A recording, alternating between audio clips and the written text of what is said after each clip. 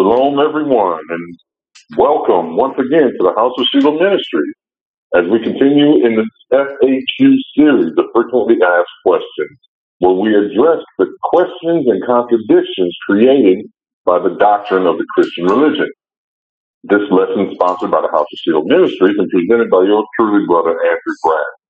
We are in part 20, where we've already discussed many of the scriptures and so forth in the part 1 through 19 that support or that discuss many of the contradictions and address what the church teaches poorly or completely wrong.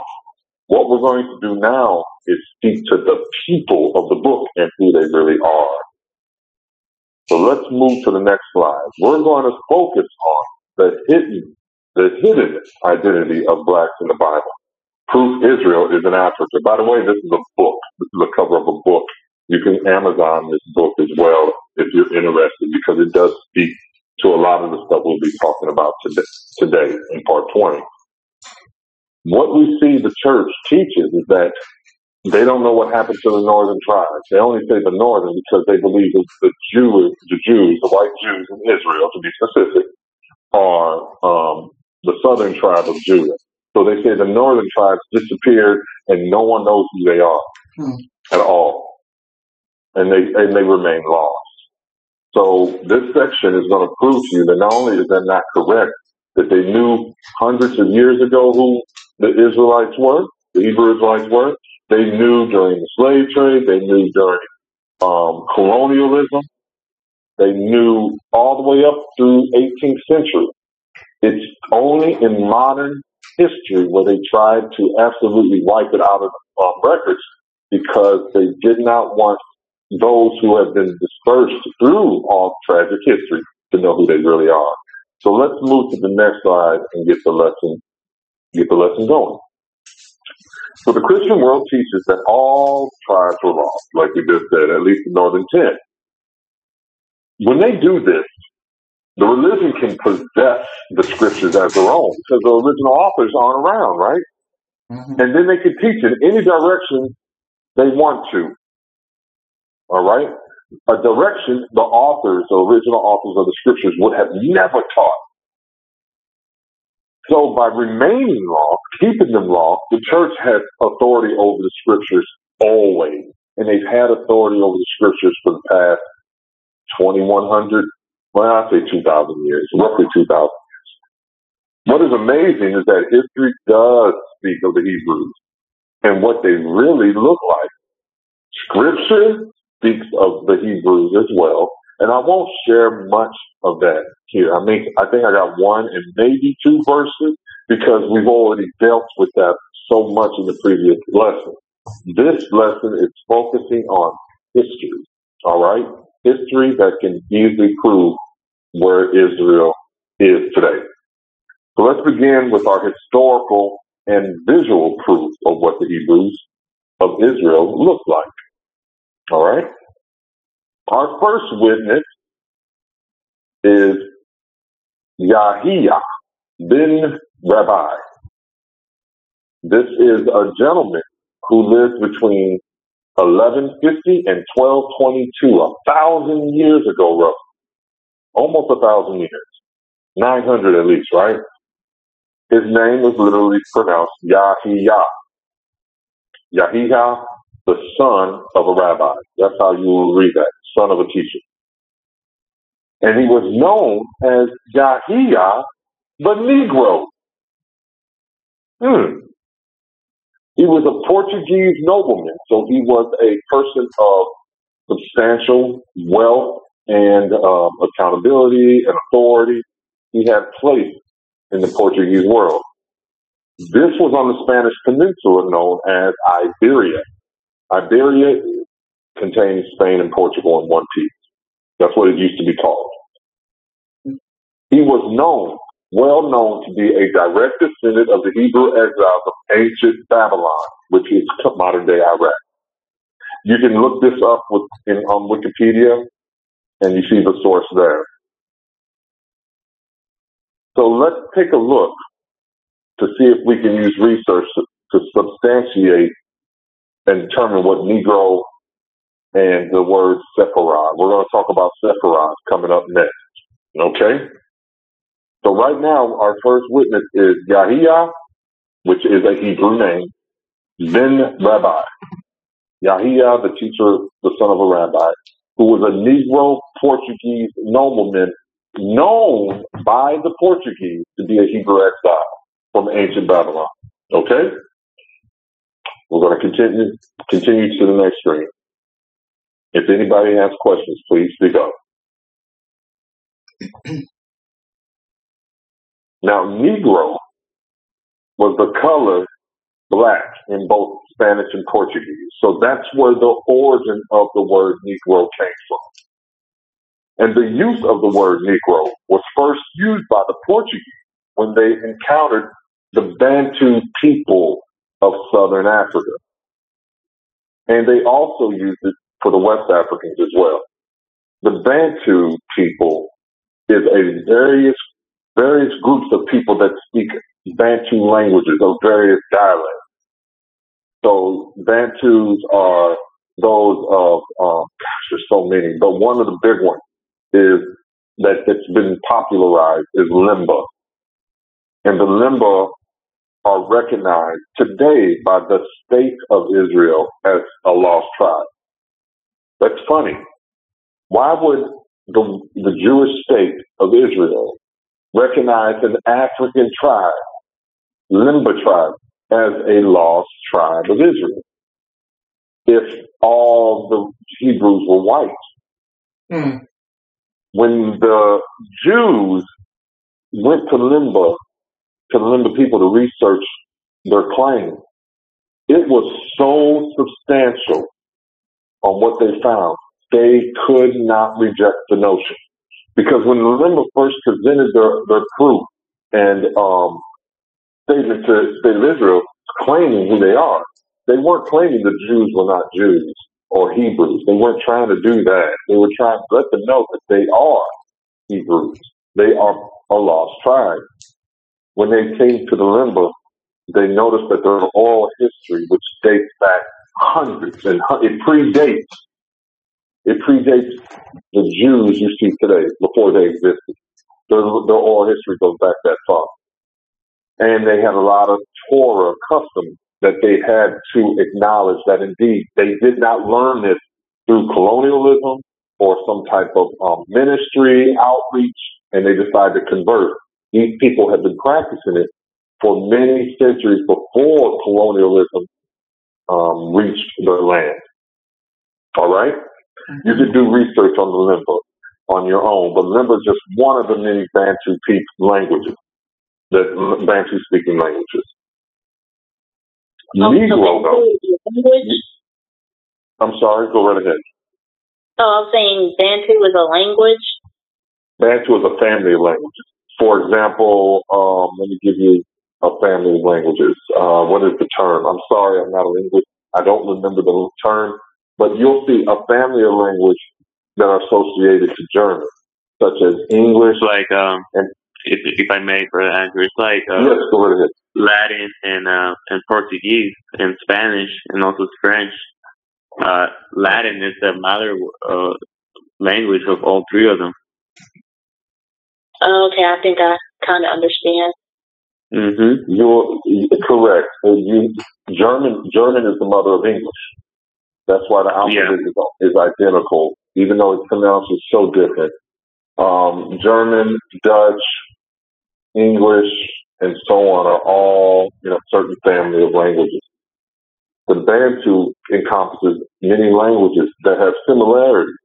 You would recognize certain words in German because English came out of it and took some of that with them. And it's the same things you'll see, but it's part of a family of languages. There's a lot of them.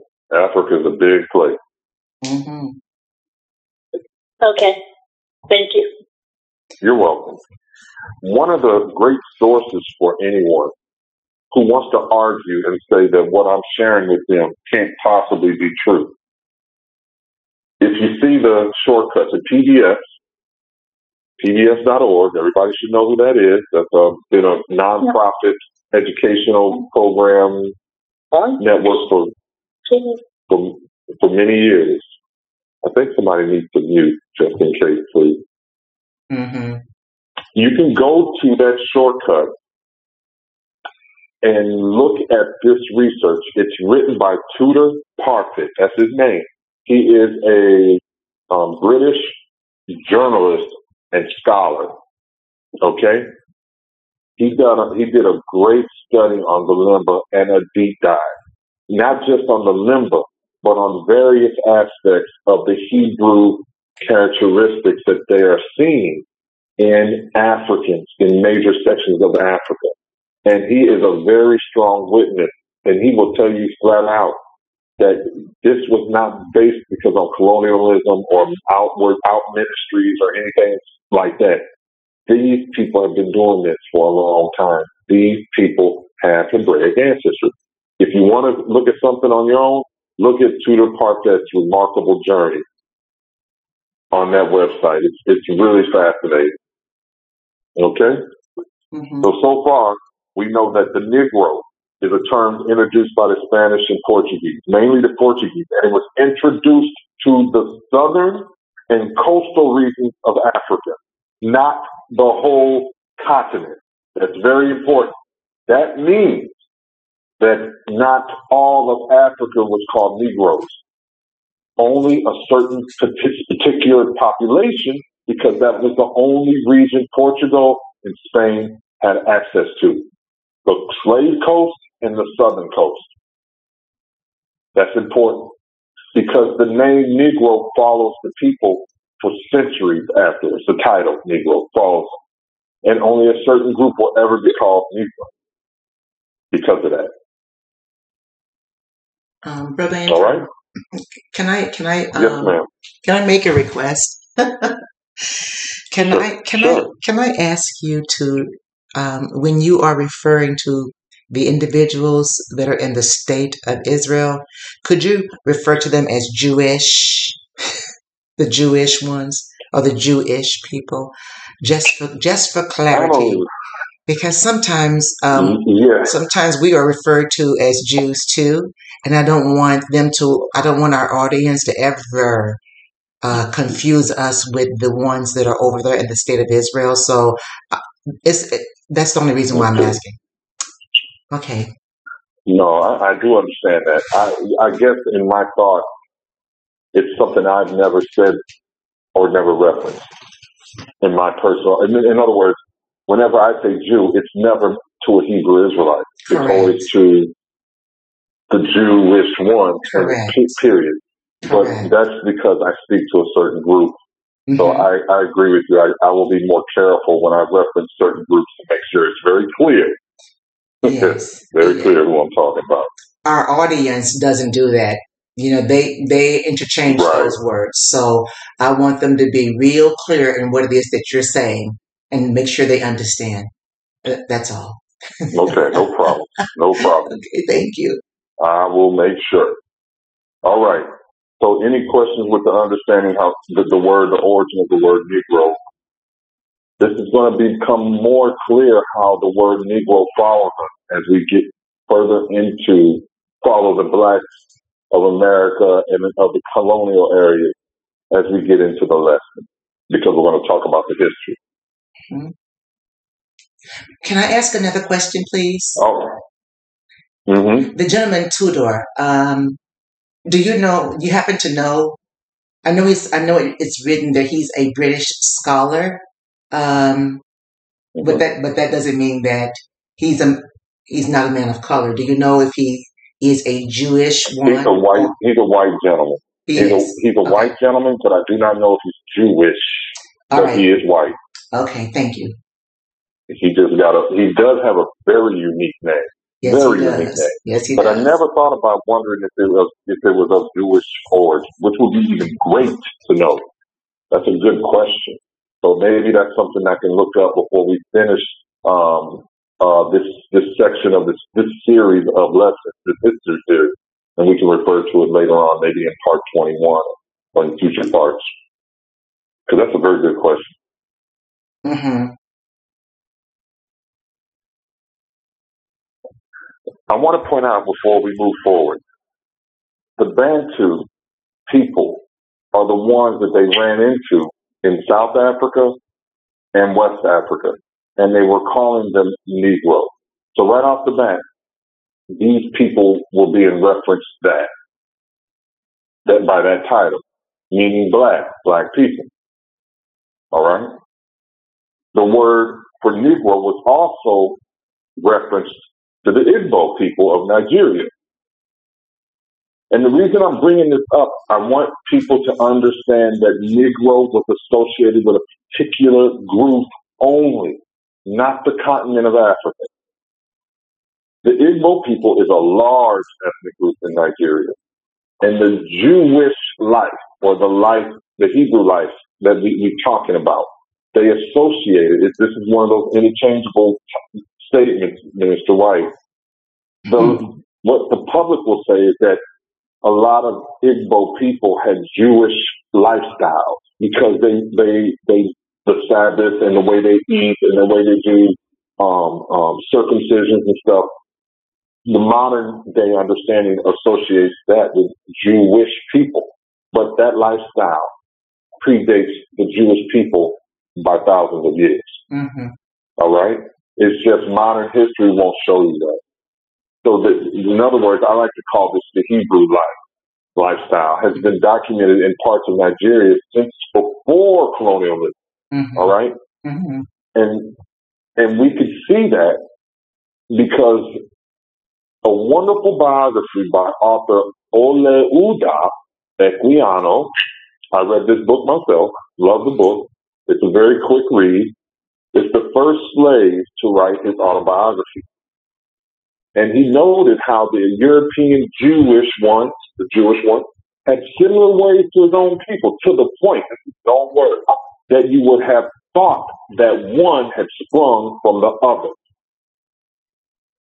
He met Jewish people on his travels through the slave colonies as a slave, and they had so many similarities to his own. There was no Jewish missionary groups in the coast of Africa or in the heart of Africa, sub-Sahara. No, these existed before all that.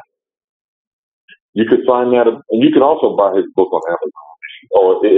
It's very affordable. You can even do it for like a Kindle read, a very cheap Kindle read. It's a great book. His life was absolutely amazing. Amazing. So the Bantu and Igbo people proved that the region of people who were being called Negroes were in fact Hebrews of South and West Africa. Because the Limba are in the South. The Nigerians are in the West Coast, the slave coast. Negro was first used to reference the Hebrews by the Spanish and the Portuguese. And this is just the first hint of that. We're going to talk more about that by looking at history. But if you don't believe that the Spanish the Spanish had a knowledge of the people they were messing with, you'll be sadly mistaken. They had Hebrews in their land for thousands plus, I'd say at least 1,500 years before colonialism, before the slave trade and the Inquisitions and all that created the slave trade. All right? We're going to talk about that. We're going to start moving into some visual aids. Anybody have any questions so far? That Yahia ben Rabbi was a Negro Hebrew from the exiles of Babylon. So we know before the slave trade, this is before the slave trade, they knew about the Negroes being Hebrew, because here's one called one. They come to South Africa and West Africa and they see similar people and they call them Negroes. And then history books prove that the Limba, and history itself proves that Limba and the Igbo, not just the Igbo, even the Yoruba, have Hebraic ancestry that predates colonialism. All right, so that's where we're at right now. Any questions? I think we're good. Okay. Just to prove to you that Spain knew what they had. The scripture spoke of the exiles to Spain. Obadiah only has one chapter, right? Verse 20. And the captivity of this host of the children of Israel shall possess that of the Canaanites, even unto Zarephath, and the captivity of Jerusalem, which is in Sepharad, shall possess the cities of the south. If the captivity of Jerusalem is in Sepharad, then the tribe of Judah is in Sepharad, because Jerusalem was in Judah. Am I correct? Mm-hmm. So we know that by this verse, Sepharad is the location where some captives of Jerusalem were sent. So what is Sepharad? Sepharad is the Hebrew word. It's Hebrew for the Iberian Peninsula. It was what the Hebrews called Iberia. All right? Mm-hmm. The Iberian Peninsula is Portuguese and Spain. That's what you're seeing right here on the screen. That's a long way. Believe it or not, that's like 2,500 miles from Israel. The term Sephardic comes from this word. When we hear today, there's two major classes of Jewish people that you hear about a lot. The Ashkenaz, which make up nearly 90%. Mm-hmm. You got a few other little bitty ones, and then you got the next biggest one, which is the Sephardic Jews. The word Sephardic always references Jews, Jewish ones of Spain. That's what they're talking about. But the true Sephardic Hebrews, we already hinted towards them being Negro, right? We've already talked about that. Were sent there, even in the Obadiah time, he speaks of it. So we already have an idea so far that the original Sephardic Hebrews were Negro. How is it you're going to have somebody called Negro, which means black, but then you have a bunch of Jewish ones claiming Sephardic ancestry? And they don't look nothing like a Negro that we know today, the Negroes we know today. It doesn't line up. It does not line up. So we know that according to Scripture, Judah was sent to Sepharad. This was way back past 600 BCE, from what I understand. Okay? And if Yahia is from the 11th and 12th century, and he was a Negro, how did the Sephardic Jewish ones, show up out of nowhere, claiming this and claiming that? When back in the 11th, 12th century, they were dark enough to call the person Negro. And the word Negro means black. It doesn't make sense. That's why you hear arguments of, well, Israel was many colors. You know, I don't understand that. I don't understand that, because if a father and a mother are pretty much the same color, how are you going to have three different colored children?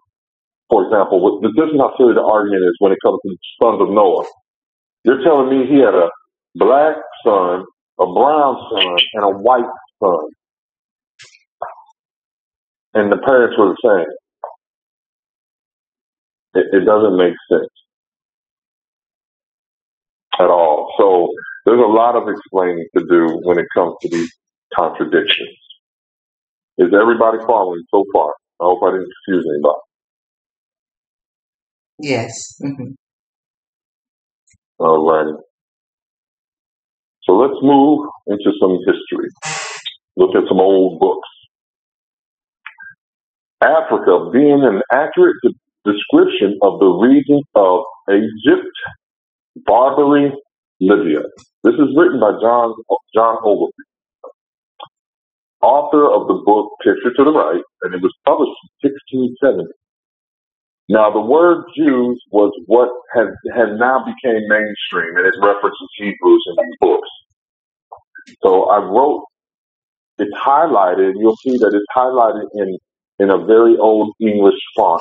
So you'll see, look like a letter F, which is actually an S, and you'll see some apostrophes that are not normally seen in English. But in the bullet point, I did a modern day translation, and we'll read it as it stands. Many Jews also are scattered over this region. Some natives, boasting themselves of Abraham's seed, inhabiting both sides the river Niger. Others are Asian strangers who fled thither either from the desolation of Jerusalem by Vespasian. We know when that is. Vespasian was the second temple. Or from Judea, wasted and depopulated by the Romans and the Persians and the Saracens and the Christians, or else such as came out of Europe, whence they were banished out of some parts of Italy in the year 1342, and look, out of Spain in the year 1462. The Asian stranger is the far west Asia of the land, because that part of that Semitic region was still far west Asia. Asia is a very big landmass. So you were still dealing with Asia. So it doesn't matter. We're not talking about Asian as Eastern Asia. We're just talking about the western edge of Asia. And that area today can include parts of Israel, Iran, Iraq, and so on. But if you notice, he said the river Niger, that these people boast themselves of Abraham's seed. This is 350 years ago. All right, and some being of the Asian descent that fled the desolation of Jerusalem. So either way, they claim that they are of Abraham's seed, of Israel. All right? My question is to you, and we'll show this in a minute. Where is the river Niger? All right, we're going to show that. Any questions? I have a question, Brother Andrew. Is Yes. this, I may be jumping ahead. I'm not sure. You can let me know. The river Niger, is it not located near the country? Yes. Huh? I'm sorry? You may be jumping ahead. Mm-hmm. Okay, well, I'll reserve the question. No, go ahead. Go ahead. Pause it for me. Yes, see if yes. I cover it in the next two slides. Okay. All right. Thank you, Minister. I appreciate it. Yep, pause it because I think you're jumping. Okay, my spirit is When staring. you're dealing with history, and when you deal with history in old books, you're trying to balance how you present it. But sometimes you got to do a couple of slides before you can answer some of the questions that instantly come up. Correct. All right. Okay, this is still the same book. We're still in the same book. All right. This time it's page 318. The previous slide, I didn't put the page on this. Oh, right here in your page 34, right there on page 34. This excerpt comes from 318. This region was Negro land that he's referencing. Okay, so let's read it. The religion of the inland Negroes. That's important. Remember that word. Most of them anciently worshiped one God called Gigime, and I probably jacked that word up. I apologize. That is Lord of Heaven, a deity, something not subordinate but infinitely supreme, governing all. After that worshiping, after that, they were instructed in the Mosaic laws as well, all right, which they long and zealously observed, to some of them being converted to Christian faith, wholly eclipsed the Jewish faith. That's something else, right? The Jewish stuff that we were talking about.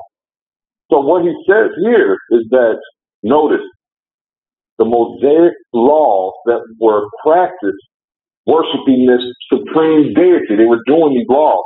They didn't call them Mosaic laws, so that was wrong law. But they were doing it. And they were practicing this stuff before Christianity was introduced. This was known as Negro land. This specific region was those regions that were above and below the Niger River. We're going to show that in a minute. Here's, you can take a screenshot of this or picture with your cell phone, and you could copy the text into a browser to pull this book source up. All right. Now, I believe, Minister White, we're going to answer your question. Where is the Niger or Niger, and right now, Niger, coincidentally, is all over the That's where I was going. You're going to learn why. Yes. Who in the world is making all this ruckus? Come on. In the news right now. That's where I'm going. It's Israel. True Why? Israel. Because those who've been practicing Torah and claim ancestry seed to Abraham and descended and ran from Jerusalem, occupied the northern and southern regions of the Niger River, below the Sahara, in the region called Negro Land, is Sierra Leone, Liberia. Listen to these names: Ivory Coast, Ghana, Togo, Benin, Nigeria, Niger. This is the region that zealously practiced the Mosaic law, eclipsing the Jewish one,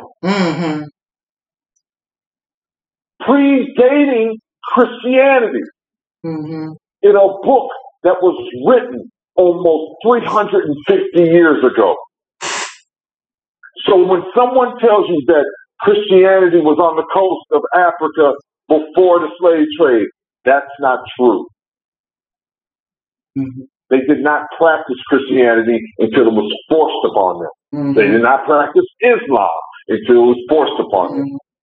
How would they know this? How would an author, an explorer, a white explorer, European explorer, say these things if he did not witness it?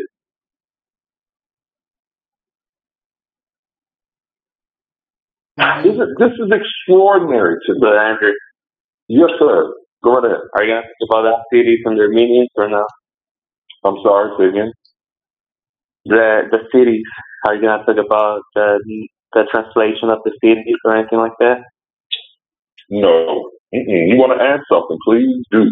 Well, Sierra Leone, that's French. In Latin, that means hill of the lion. Or in Latin, where the lion resides. And it's funny that they say the lion was at the tribe of Judah. Yep. That is so true. And you know, that's funny because you're going to enjoy this section that we have in this lesson, this part of the lesson, where we speak about the Hebrew language similarities between all these Bantu groups. Now you see where the Bantu languages wrap around. If you're not colonized, where you're speaking French, like Sierra Leone in the Ivory Coast, and Niger, where they were colonized and forced to speak French as a primary language. If you still have your native language, you will most likely have a Bantu dialect. And because of that, we're going to talk about the similarities to the Bantu language and the Hebrew. It is startling. It is startling. There is no other reason or conclusion you can come to. Because if there was regional, if region would allow similarity, why did we not see the similarity in the Egyptian and Hebrew languages when you compared them? You didn't. They might have shared some, but the languages were startlingly different. Even the Semitic languages of India and the cuneiform languages spoken by the written and so on, written by the early Babylon, there was a big difference. So if even living locally, there were still startling differences in the way things were sounded. And you see that today. That's not unrealistic. Why is it French don't sound like Italian, even though they're right next to each other? You have Germany right next to France, somewhere around there, right there, really close. Why they don't sound like each other? Why do the Russians don't sound like the Chinese? They share borders. Chinese don't sound like Indians. They share borders. Come on. So I don't want to hear nobody say that's not true. That you're not. Let's talk about. All you got to do is pay attention to geography. You see it in real life, in modern life today. So we'll talk about that soon. Any more questions with this? My comment was going to be, which is what you already hit, is that Niger is in the news, right? Niger is in the news. Mm-hmm. How uncanny is it that we're talking about these areas of these nations?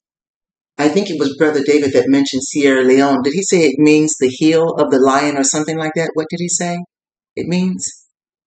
The seal. The seal of the lion. Yeah. So the heel. The heel. Oh no, I'm sorry. He said the heel. The heel. I'm sorry. Yes, so that's like the foot of a lion. Is what I'm grabbing from that. And what are we seeing in Niger today? Today we see Niger. We see Mali also. We see Niger, Mali, and there is one other country. They are standing up and they're saying, as Niger is asking France to leave them alone, Niger has refused to ship any more uranium to France, and that was a sudden cutoff, right, to France. And now the Niger and Mali and one other country, they're saying, you know what, you all need to leave because we're not with this. Not capitalism. What is it called? Colonialism. We're not with colonialism anymore. We want you to leave. Well, who is it that's doing it? It's the foot of the lion. Remember, Yahuwah said in his word that we would be able to put our foot on the necks of our enemies. So I just thought it was so telling with the name that Brother David just gave us and what you're showing here on the map. And are they not in the news?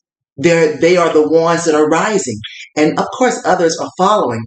But the one who was able to put the foot on his enemy's neck is the one that is standing tall. We are in the beginning of last phases of this thing. And this is exciting to me. Yeah, and also, like, if you know Liberia, that means liberation. I mean, Ghana means king. Congo means behind the river, I think. Wow. You see, I don't think it's any coincidence that it's these particular ones that have begun to push back. If we look at their names like Brother David is doing it, there's a message. There's a message in it. Yeah. Mm-hmm. Yeah. It's just, oh my goodness. I love finding history like this because what are you going to do? Call this man alive? He's been dead for years, 300 years. But he's not the only witness I'm going to use in history. Yeah, we have another one here. Okay. We'll go to the next page. Talk about the same region. The Hebrewisms of West Africa, written in 1930 by author Joseph J. Williams, page 227. Whatever may be thought of the more or less mythological traditions connected with the earliest Jews, Hebrews. We're talking Hebrews in North Africa.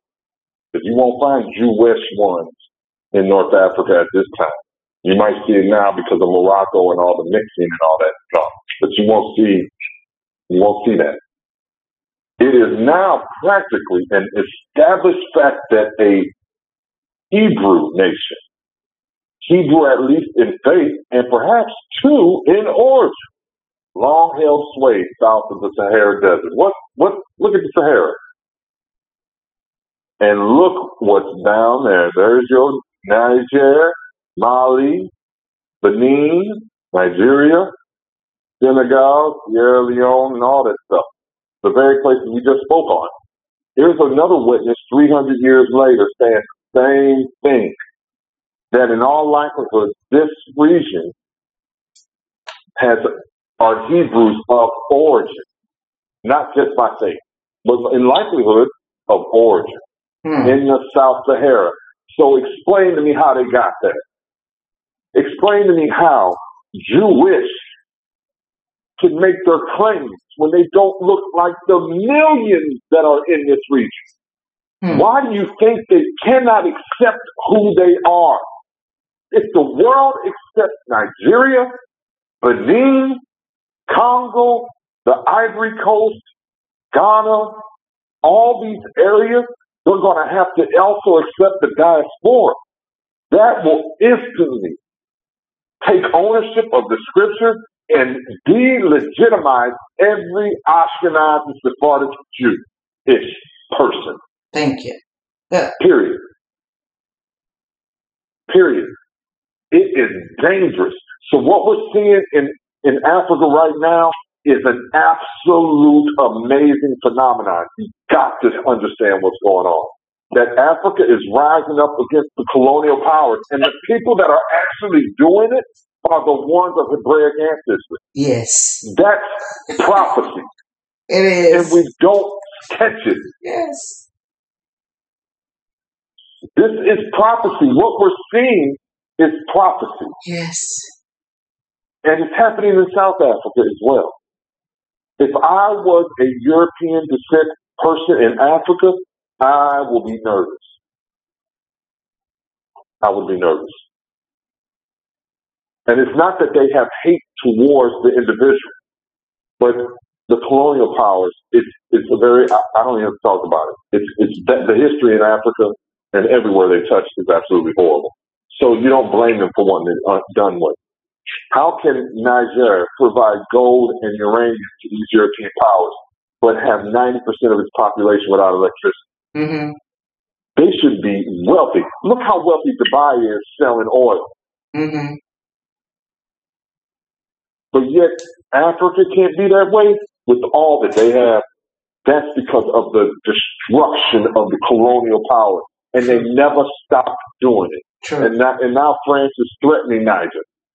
Yes. I hope Nigeria gets involved because it's one of the largest nations in Africa and it has more military might than others. I hope all of them get involved because they need to.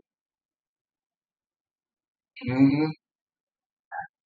All right.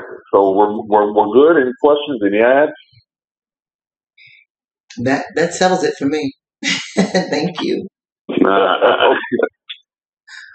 I was thinking about the men over there, you think that the people from like the Middle East, they're savages, they don't care about, they only care about basically dying in the name of their God, right?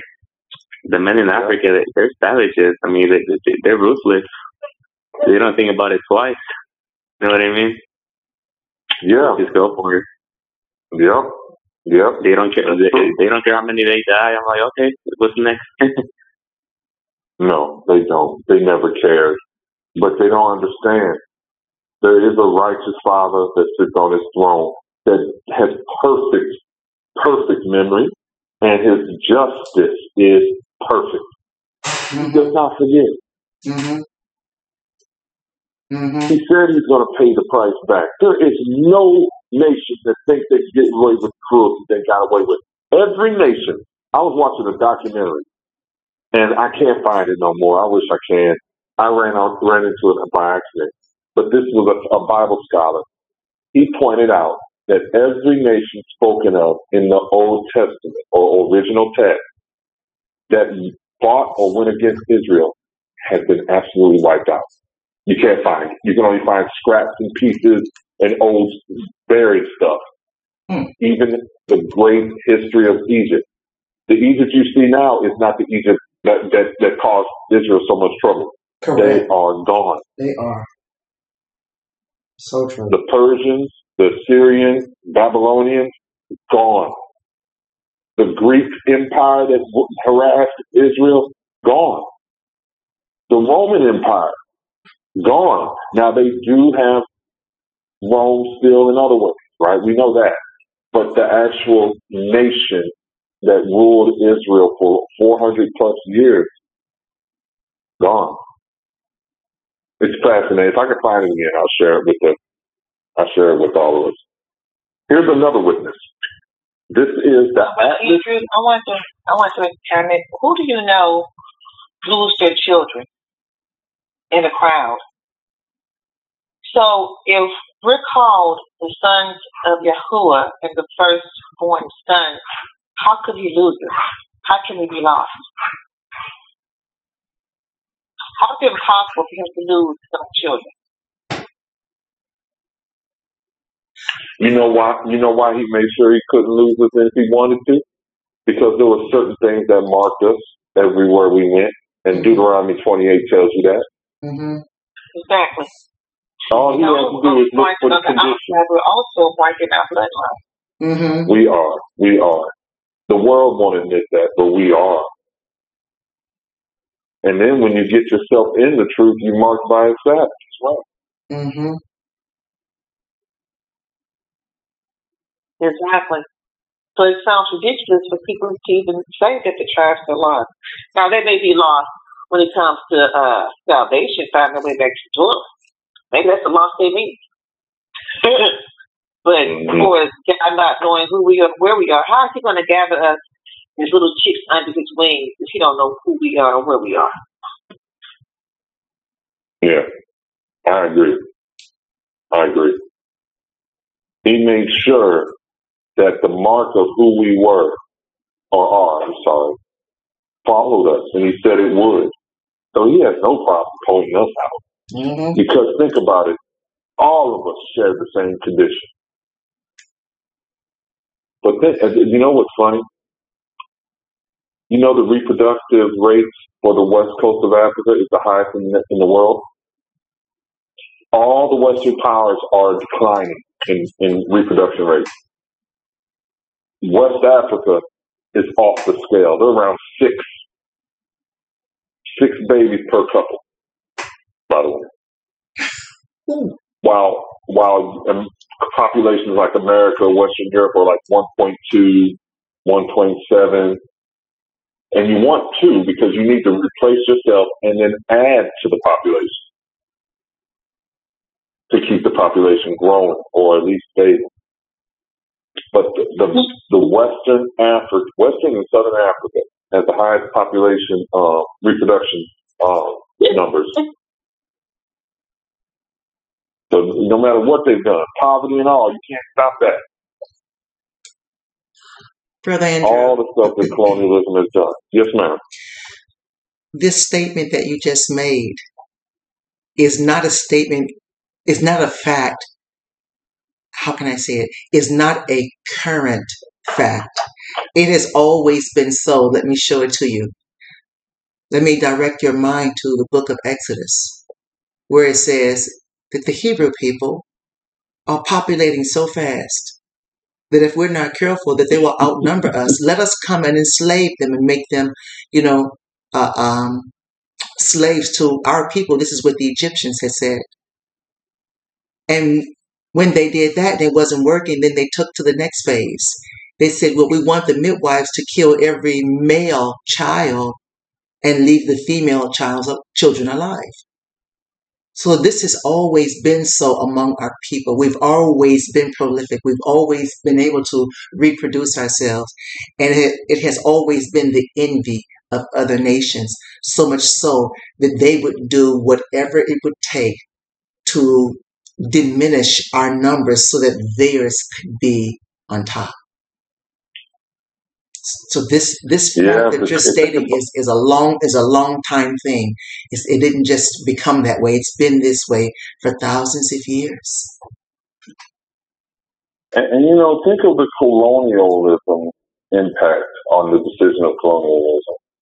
They brutally stole, beat, raped, killed, worked to death, and it did not cure. It did not stop the reproduction and the sustainability of the head count and all that stuff. It didn't stop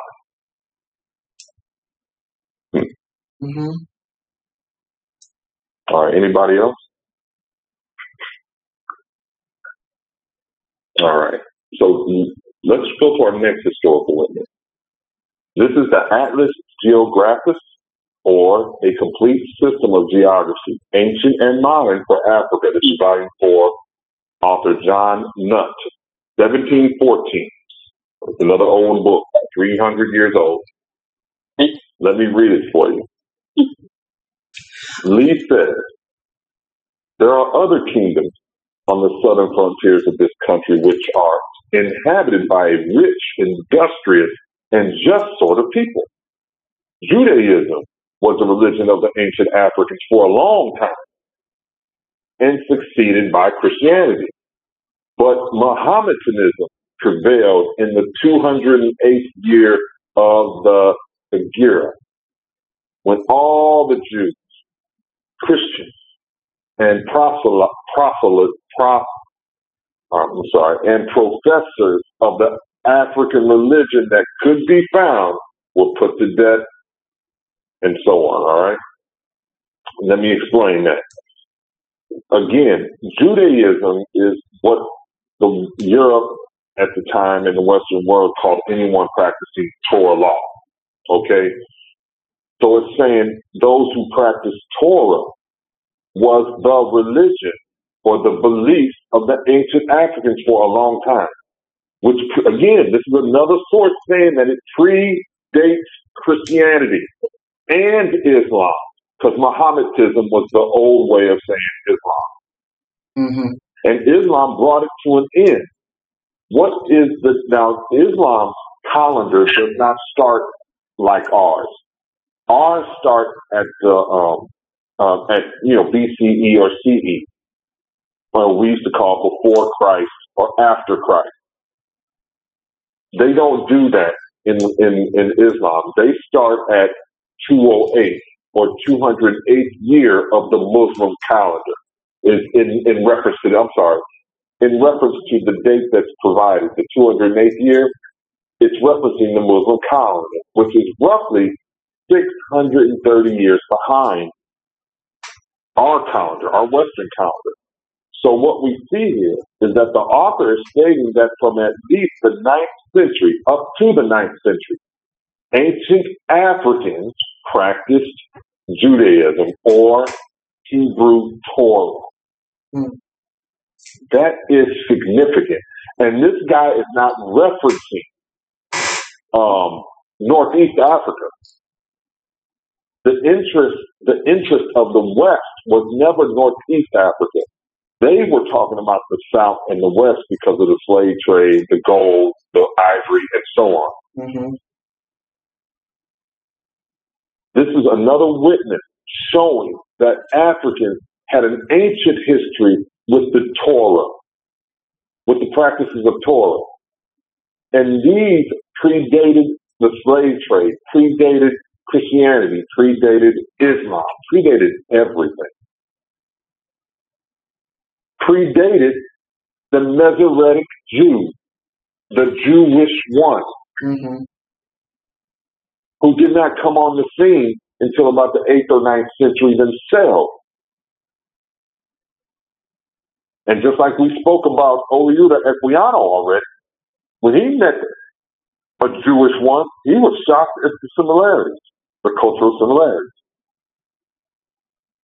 And these are white Western authors in these books, these old books. I'm careful when I look at my research because I do not want to take books where people can claim bias. Mm-hmm. Okay? Anybody want to add to this or any questions? No, I think we're good. All right. Here's another history witness, and this is a more modern one, 1971. The Negroes and the Jews, author Lenore E. Burson. This is a white woman, by the way, and this is from page 212 out of her book. Negroes claim to be Jewish is legitimate. The land of Israel is located in Western Asia and borders North Africa. All of the native inhabitants of that region were non-white. When Spain expelled its Jews in 1492, many of them went to Africa.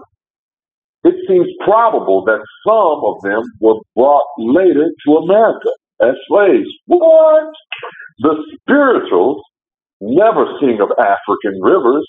It's always the Jordan or the Red Sea. Mm-hmm. They don't sing about African chiefs or kings. It's David or Moses or some other Jewish character from the Bible. That's true. That's very true. Isn't that extraordinary? Yes. And this is a person who's willing to use observation and logic. Jordan. Oh, I want to make one more And comment, by the way, please. I want to ask you. go right ahead. Go right ahead. And it's not to you, but to the audience. When you take your phone off mute to share a comment, please remember to put your phone back on mute, because the minor sounds and noises, we can pick those up and we can hear those. So be careful about that, if you will, please. Yeah, thank you. That's all. Okay. So anybody want to add to this, or any questions?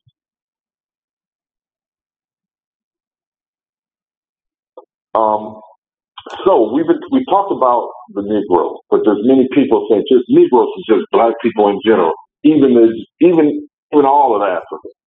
Really? Let's see if that holds up with some more history. Here's another witness. The Negroes are not African or Hamitic in origin.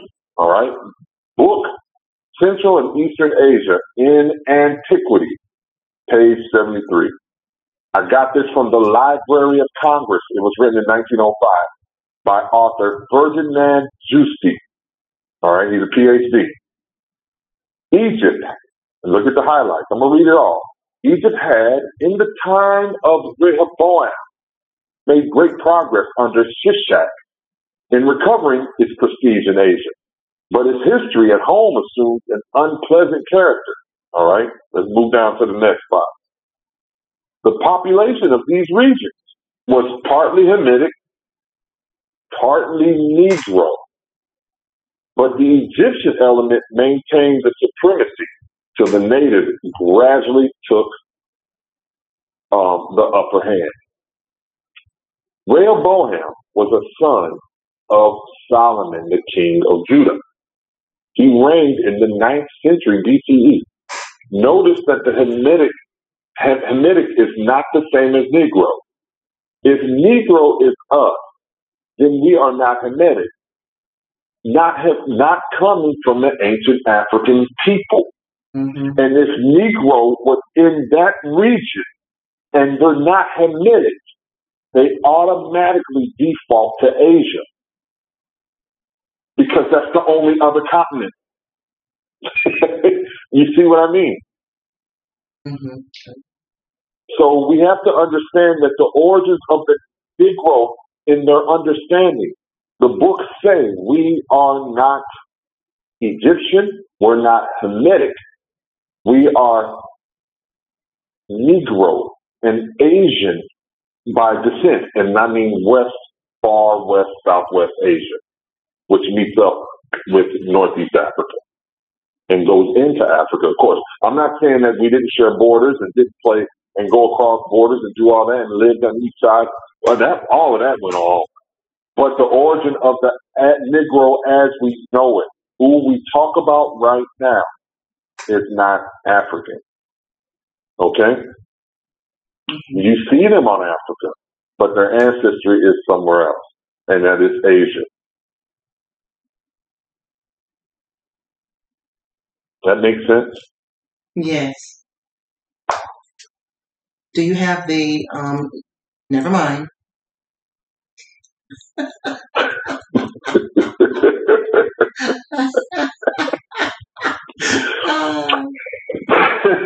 Never mind. The Negroes are not African or Hamitic. Now, this is the Zondervan Compact Bible Dictionary. It's been out for a very long time. It's older than the 1993 date. You see that? But it's very, very, very popular, well used, well known. This is the definition of Ham, Hamitic people, right? He was the youngest son of Noah, born probably about 96 years before the flood, and one of the 8 persons to live through the flood. He became the progenitors of the dark races, not the Negroes. Now, I'm sorry, y'all. This ain't a black man's book. This is a white man's book.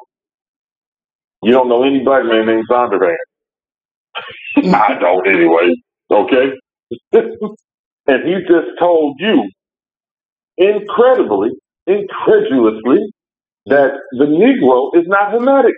Mm-hmm. Then who in the world is? What is he? What am I, being a Negro, according to my history right now? How can I not be Hamitic as dark as I am? I can't be pathetic. Mm-hmm. So by default, I must be Shemitic. Mm-hmm. You have to, because any scholar will tell you that the European is Japhetic. The Hebrew is Semitic.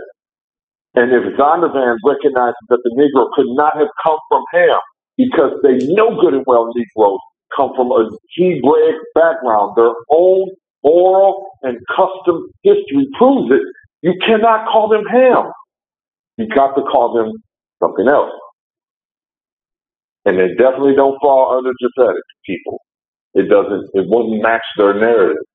They, by default, are Shemitic.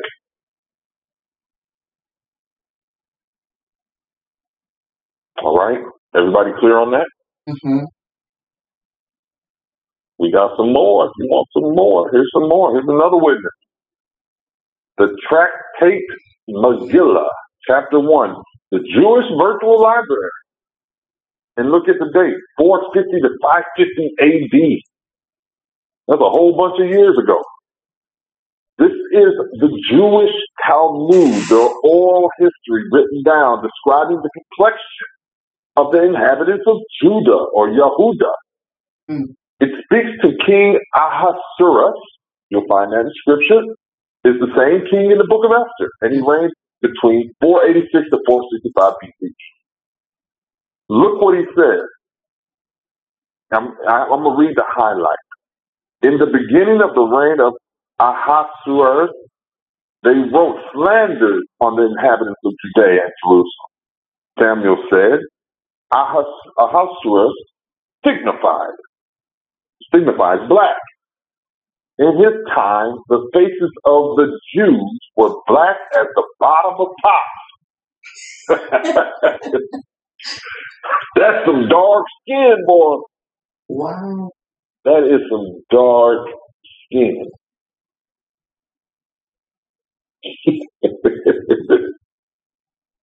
The black is the bottom of pots.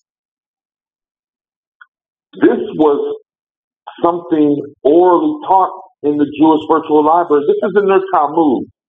So why would the Jewish ones still say that we are revisionizing? We're practicing revisionism. Mm-hmm. Mm-hmm. Writing them out, trying to get them out of scriptures because we're promoting lies. When their own Talmud just told you the complexion. They will try to say that black is a mood. He said their faces were black. He didn't say their mood. Mm-hmm. Are you referring to when he said that my face is black upon me? Yes, they'll say something. Yes, exactly. And they'll say, well, that's based on mood. But when you look at the Hebraic word for that, it only refers to complexion. Or he'll say, women of Jerusalem or Judah, I am black but comely, as the tents of Kedar. Mm-hmm. Them tents of Kedar are about as black as night. They are super dark. And King Saul just said that he was as black as that tent. Mm-hmm. It's kind of confusing because, like, the Hamites are also dark and black, so it's like I could see why people would get them confused. And that's true. We do look alike. We do favor, some of us favor and some of us don't. For example, Manute Bol. If you know who Manute Bol is, Manute Bol is Hamitic in his ancestry, looks nothing like us. Let alone 7'6" or something. Let's say he was average height. He does not look like you and I. Obvious too, very obvious. There are certain tribes in North Africa, East Africa, South Africa, where it's very obvious they're not Semitic, they don't favor. But when it came to the Northeast Africans sharing the border of Israel, we have ancestral gene swapping going on as well. During the time of Abraham, during the time of Joseph, and during the time of Moses. So it makes sense to share some features, right? Mm-hmm. From hair to complexion, all of that. Mm-hmm. But what gives, and we're going to talk about it later, to avoid the complexion confusion, all you got to do is look at skeletons. Because the Negro skull is shaped different than any Hamitic skull. Mm-hmm. Any. Mm-hmm. And that's called, we'll talk about it, the dosicocephalic. And we'll talk about that skull shape later on in this series. Okay. Anybody else? Quickly, I want to confirm, were you inferring or actually saying that King Ahasuerus is a man of color? Or was a man of color? Yes. Huh. Yes. Okay. Thank you. I didn't say it, but yes, I'm assuming that would be part of this whole conversation. Okay. Mm-hmm. But if you understood the descendants and who created that region, it's hard to argue that anyway. But people will. They always do. We're going to talk one more section. All right? So here is another scholar. This is a German scholar. This is from the book of Anthropos, Origin of the Yoruba and the Lost Tribes of Israel. When I tell you this is absolutely fascinating, people, this blew me away. This is a white German scholar. Spent many, many, many years in Africa studying. And this is what he discovered. Look at the path of, this is Assyria, where Israel was sent into exile. And when they left, he shows the arrows right here is Assyria. Oh, okay. And you see the arrow path where they migrated. And look where they ended up. South of the Sahara, above and below the Niger. Another confirmation. Can't see Something it. we've already talked about, right? Can't see it. Can you please point to it again? It does. It's not. Yes, ma'am. Let me follow. I'm sorry. I'm getting all excited. Let me help you. Here is when they were exiled.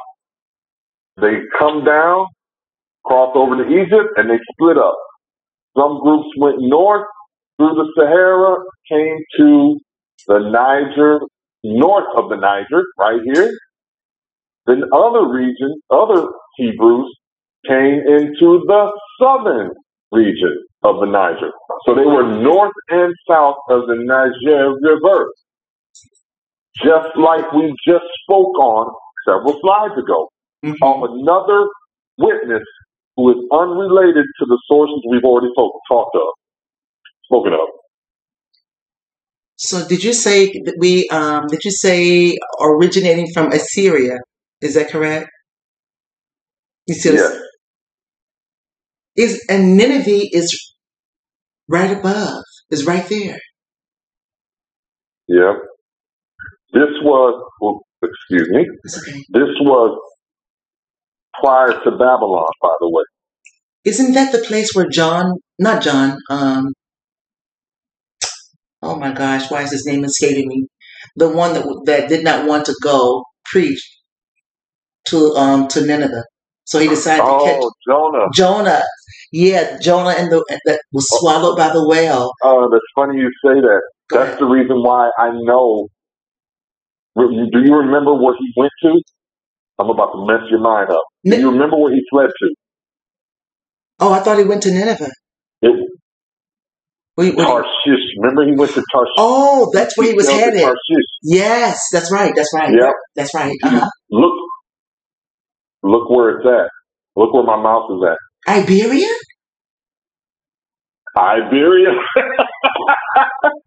Yes. Wait a minute. Dude is on the other side of the globe? He was going to travel 2,500 miles away from his destination, Nineveh. He was supposed to go to Nineveh, which was and we know who those were because he was saying they're bad people, they're the enemy, blah, blah, blah. In Assyria, instead, he got on a boat with every intention to go way over here as far as he possibly goes. Wow. 2,500 miles on a boat. Do you know how long it would have took him to get over there? Weeks. Yeah. Probably about a couple of years. It feels like it, don't it?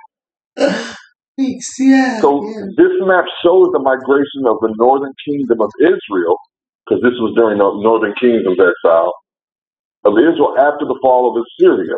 And it demonstrates that the tribes were going into Africa at least 600 years before Yahushua arrived and completed his ministry. At least. So they were long gone when he showed up. The northern, or at least greatly dispersed, Israel was. Greatly dispersed.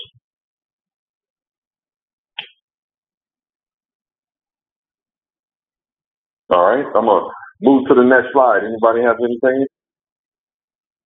No. All right. This is the source of that book, and it was created by Dr. Dirk Lang. He's a PhD in African history. He's a lecturer of medieval African and Islamic history. And he's also authored these two books, Ancient Kingdoms of West Africa and the Anthropos, Origin of the Yoruba and the Lost Tribes of Israel. Mm-hmm. Now, we're coming up to the hour, but I want to finish a thought. All right? Let's move to the next slide to show you what this gentleman found that is fascinating in his book. On page 592, he says the following. From a comparative analysis of the Oyo dynastic tradition in ancient Near Eastern history, it appears that the Israelites migrated to West Africa subsequently to the fall of the Assyrian Empire. And that their descendants survive as the core people of the present day Oyo Yoruba. Indeed, Oyo tradition reveals that the ancestral Yoruba were mainly composed of Israelites. Wow. Look what he says. Now, let me see if he says it in here. I wonder if I say it in here. Let's see. I don't know if I put it in here now. We'll talk about it when it comes. But what I wanted to point out here is that he speaks of the migrations of the Yoruba people coming into West Africa. All right? Now let's read the bottom piece.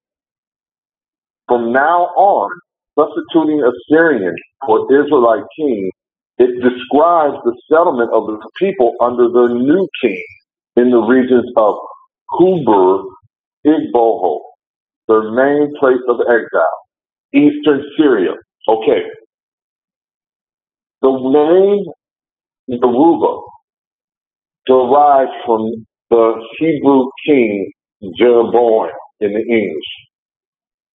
I thought I had that in here. I do not see it right now. Maybe I have it in the slide coming up. But just in case I don't mention it in the next slide, I want to mention it right now. The origin for Yoruba, and you can look up the Hebrew name for Jeroboam.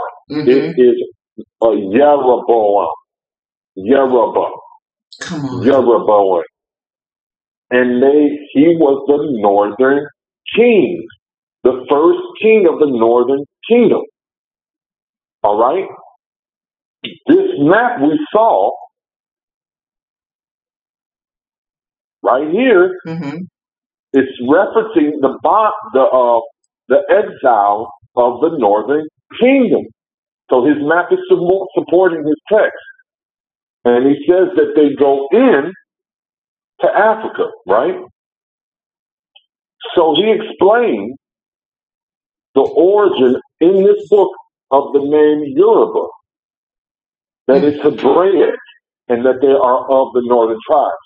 But down here, he's telling you where the Igbo comes from. without even acknowledging it. Igboho was an eastern Syria location where the exiles of Israel were settled in while they were in exile during the Assyrian conquest. Do you understand the significance of that? No, I don't. What he's saying is this. What he's saying is this, that the exiled Israelites that were forced to exile under Assyrian captivity were settled in a region in Syria called Igboho. When they fled into Africa, they retained the origin where they were from and brought it with them, calling themselves Igbo today. The name Igbo, the Nigerian tribe, the Igbo tribe, name comes from the region they were exiled when they stayed during their exile. This is what he's saying right here, that the Yoruba and Igbo, the names of their tribes, have origin in Hebrew, in the Hebrew origin, and in their exile. It is an oral history. Okay, got it. Does that make sense? Yes. And just to show you, I do put it in. It's the next slide. All right, Drew, I knew you weren't going to fall that short on me. Just to show you how far Syria is, you'll see it right here on the northeastern side of Israel. You'll see Israel's down here in the lower left. Syria's in the northern right. Syria was northeast of Israel. This is the location Assyria exiled many of the northern kingdom after conquering Samaria. The exiles were settled in Igboho, a region called Igboho. Igboho is the very name you see today in the Igbo people. All right? Now, we just described Igbo. Now, let me show you Jeroboam. 1 Kings 11:31, and he said to Jeroboam, "Take thee 10 pieces, for thus saith Yahweh, the Elohim of Israel, behold, I will bring the kingdom out of the hand of Solomon, and will give 10 tribes to thee." Jeroboam, Yaraboam. Wow. Yaraboam. The people will contend. Means people, plural. So it's Yarab. Yoruba. This provides further the connection of the northern tribes to the Nigerian people. And here on page 584, he says, the name Yoruba itself is, however, more likely to have been derived from the name Jeroboam, designating the founder of the northern Israelite kings. All right? Mm-hmm. Any questions?